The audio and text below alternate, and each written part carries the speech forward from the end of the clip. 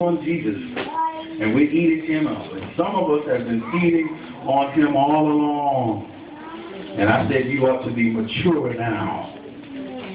Hebrews 11, say amen. Amen. Agreed. For everyone who partakes only of milk is unskilled in the word of righteousness, for he is a babe. And if you're on milk, don't be ashamed. That's not a bad thing. But just don't stay on the milk.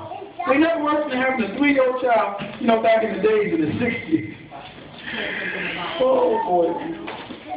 There were some children 3 years old still on their mother's breast. And them children had teeth. And sometimes the mother could be watching her story, and that child would clamp down on her breast. She got to slap him. But she should have got him off, weaned him off that milk. He got teeth, that means you can eat meat.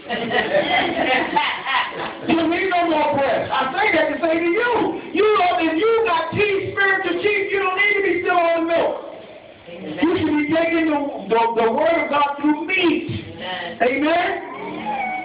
Hallelujah. In some of the schools we feed some of the kids who are mentally challenged, they get puree food. We have to grind. We got machines. I'm glad I don't work in them schools. That's a lot of patience. But you got to grind that food down. Like my sister had said yesterday when my jaw was broken, I had to do that. Break that food down so you can suck it up, get it in you. Amen. Puree it. But God, when you're mature, you don't need nobody to break it down for you. And it's all right if you are a babe in Christ. It's all right. Go through what you got to go through. It's a part of the process. Don't be ashamed of that. I'm not belittling you, but what I'm talking about is those who've been drinking milk for 10 years. Right. Got teeth and biting on the mother's breast, making her want to slap you. God want to slap some of us, we don't get it right. No, we need to slap us into eating some meat. Amen.